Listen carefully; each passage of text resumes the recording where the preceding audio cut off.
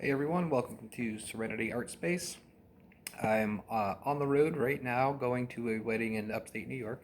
But I thought I would post a little video here so that I get at least something up on Monday when I'll be traveling back home. And today we'll just do a little art nerd talk. What I wanted to talk to you about is being creative. And sometimes it's hard to decide what you're going to draw and what you're going to paint. Um, so this would just be a few ideas if you're kind of stuck and try to figure out what you want to draw or paint. Here's a few things that I'll do.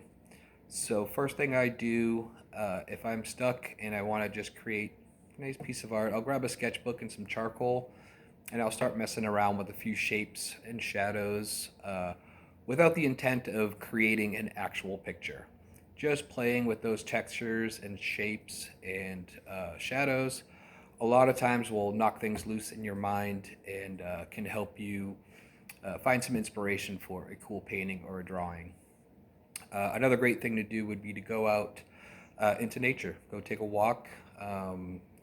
Many of us live somewhere close to some sort of a park or walking trails, or if you're in the city, if you're near a river, water, anything like that. And rather than looking for anything specific, just be aware of your surroundings and think about different ways you see light playing off of things. Certain shapes of statues or architecture, things like that. If you can, maybe bring a little sketch pad with you, or just take your smartphone and snap a few pictures.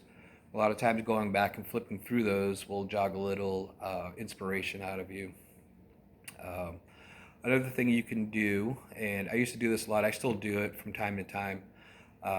There's usually a couple of things that are fun for me to draw that they serve no real purpose. They're not going to be a painting or a tattoo. They're just fun things to sketch.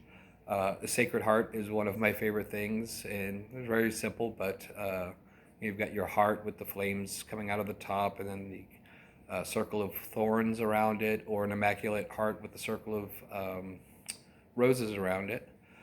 It's a fun thing to sketch and draw.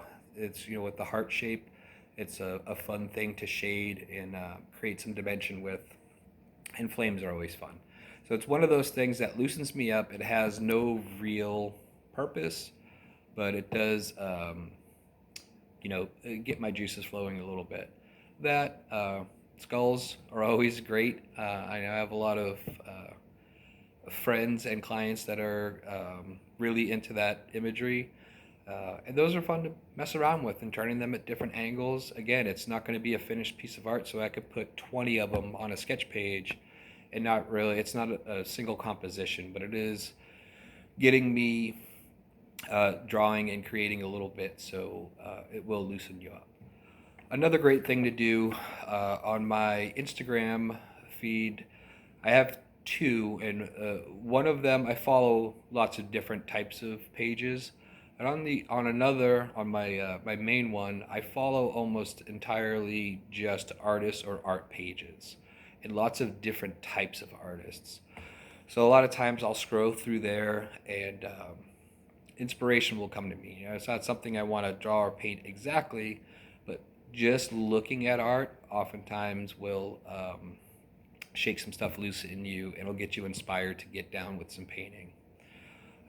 And finally, getting outside of your box. If you've just done a series of paintings or drawings that are all relatively within the same genre, the same style, uh, go 180. Go somewhere else. Try to draw something that's just shapes.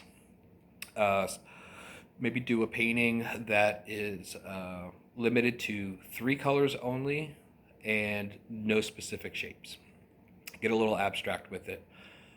It's a great exercise to do anyway, just to practice your composition. If you can make an interesting looking painting with just a few shapes and a few colors, maybe only one or two colors, it's a great exercise as an artist to improve your skills. And it will translate if you decide to go back to what you had been painting or drawing.